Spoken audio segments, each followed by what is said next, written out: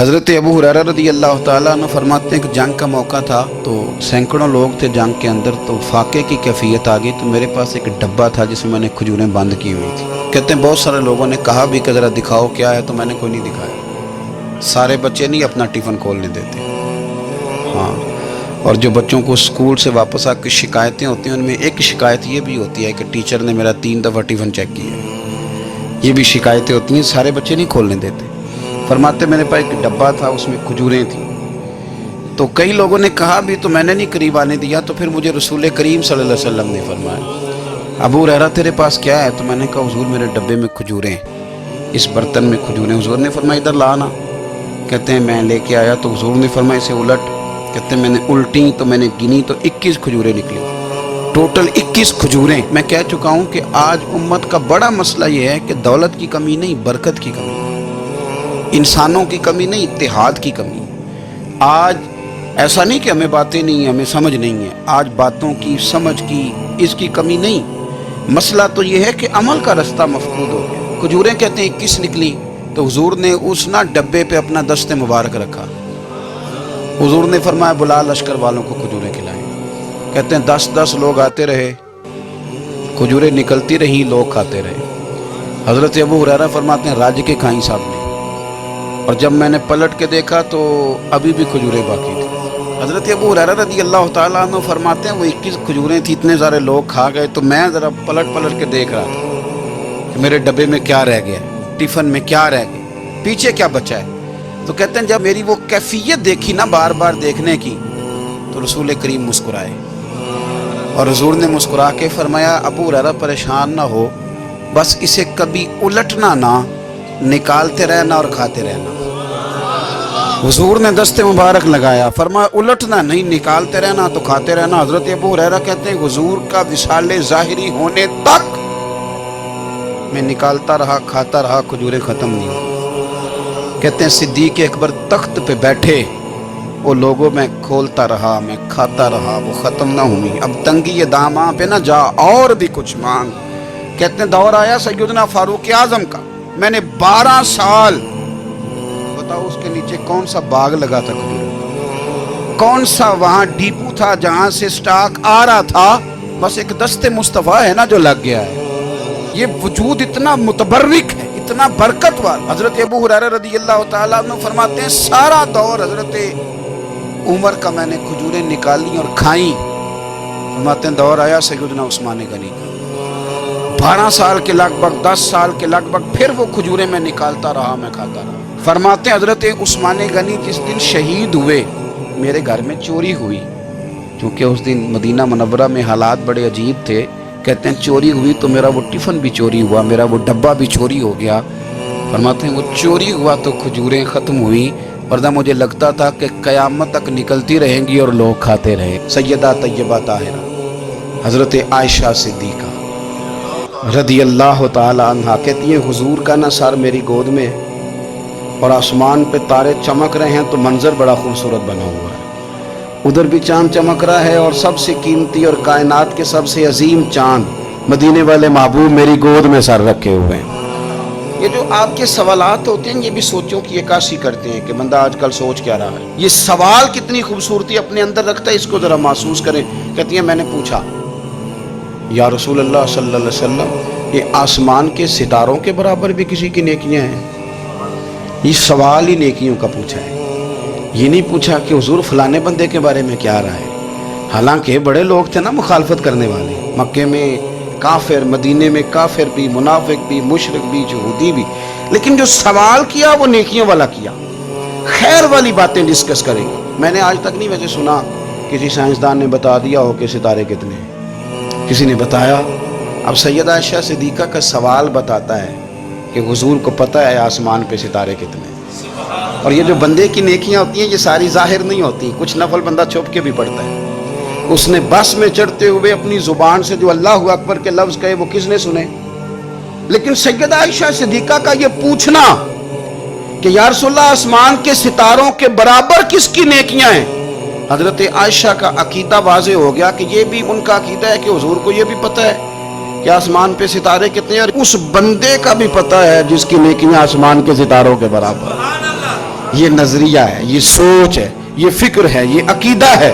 اور کوئی غیب تم سے نہاں ہو بھلا، جب خدا ہی نہ چھپا رہا، تم پر کروڑوں درود و سلام۔ اب سیدہ جو سوال پوچھ رہی تھی نا، تو اس کے پیچھے بھی ایک لاجک تھی۔ ان کا خیال تھا کہ حضور نہ میرے ابا جی کی بات کریں۔ پوچھتی ہیں یا رسول اللہ صلی اللہ علیہ وسلم، آسمان کے تاروں کے برابر بھی کسی کی نیکیاں ہیں؟ تو کریم بھی تو بڑا جانتے ہیں نا، حضور کو بھی پتہ ہے نا عائشہ کن کے بارے میں پوچھنا چاہتی ہیں۔ حضور نے مسکرا کے فرمایا ہے نا نیکیاں۔ تو حضرت عائشہ کہتی ہے میری طبیعت کھل گئی، ابھی ذکر ہوگا میرے والد کا اور بات بڑی دور جائے گی اور میں بڑی راضی ہوں گی۔ بیٹی کا تو دل کرتا ہے نا ایک بار کوئی تعریف کرے اس کے والد کی، تو کہتی ہے ایک دفعہ اور کرو، پھر کہو وہ کیا کہہ رہے تھے آپ، بچوں کو بھی بتاؤ۔ یہ ذوق ہوتا ہے نا، بیٹیاں وفادار بڑی ہوتی ہیں۔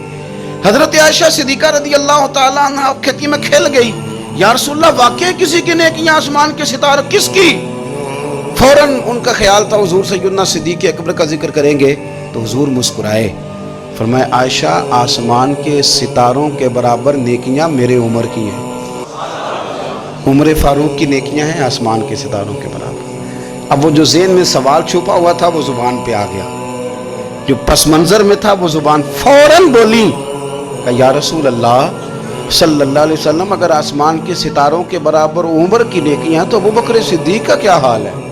میرے والد کی بھی تو بات کرے نا۔ اب حضور مسکرائے، یعنی اس بات کو سمجھ گئے کہ عائشہ کہاں لانا چاہتی تھی، پتہ تو پہلے تھا۔ اب رسول کریم علیہ السلام نے فرمایا عائشہ آسمان کے ستاروں کے برابر نیکیاں ہیں میرے عمر کی، لیکن ابو بکر کی زندگی کی ایک نیکی عمر کی ساری نیکیوں سے بڑھ کر۔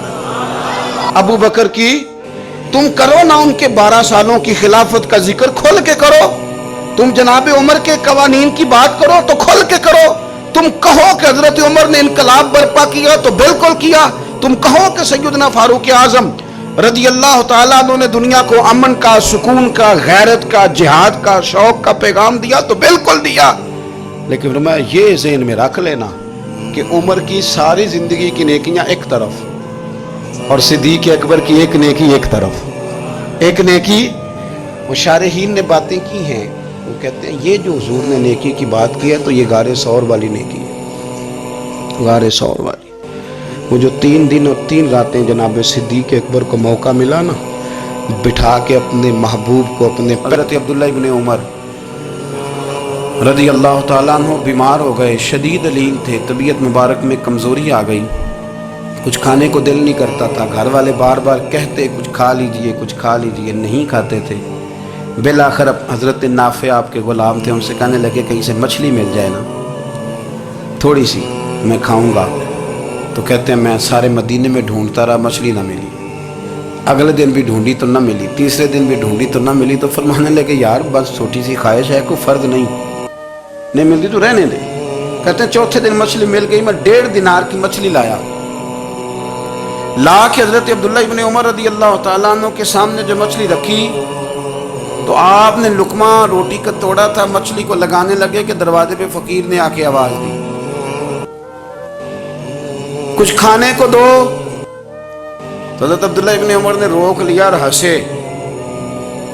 کئی دفعہ دے ہم بھی دیتے ہیں پر ہمارا چہرہ دیکھنے والا ہوتا ہے، اتنے ہم غصے میں ہوتے ہیں دے دیتے ہیں، لیکن جو سلوٹیں ہوتی ہیں نا چہرے والی وہ گنی نہیں جاتی۔ ہنسے فرمایا دیکھو میرا اللہ کتنا کریم ہے، وہ مجھے بچانا چاہتا، اٹھا بار دیا جا کے۔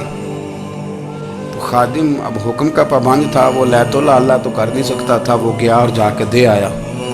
فقیر جب سارے محلے سے آٹا اکٹھا کر لیتے ہیں تو پھر ایک جگہ جا کے بیچتے بھی ہیں۔ دے آیا، وہ 2 گلیاں آگے گزرا تو میں پیچھے دوڑا گیا، میں نے کہا سچ بتا کھانی ہے کہ بیچنی ہے؟ وہ کہنے لگا جو بھی سبب لگ جائے کر جاؤں گا، آپ نے دے جو دی ہے۔ تو کہتا ہے میں نے اسے کہا کہ یہ 1.5 دینار کی میں نے خریدی تھی، اگر تو 2 دینار کی مجھے بیچ دے تو آج کل مچھلی مدینے میں مل نہیں رہی، تو میں اپنے آقا کو دے دوں گا، وہ یہی کھائیں گے، بیمار ہے۔ تو کہنے لگا جی بسم اللہ، مجھے کیا اعتراض ہے، 2 دینار مل رہے ہیں، 1.5 کی مچھلی، اور 1.5 کی بھی کسی نے نہیں خریدنی تھی، اب تو پک گئی۔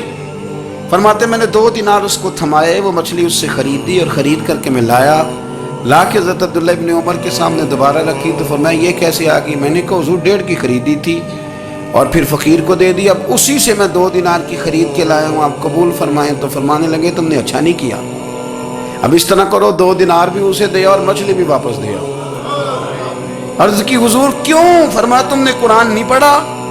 حضور پڑھا ہے۔ فرمایا رب فرماتا ہے لن تنالوا البر حتى تنفقوا مما تحبون، تم بھلائی کو اس وقت پہنچو گے جب اپنی پیاری چیز راہ خدا میں خرچ کرو۔ اللہ اللہ اللہ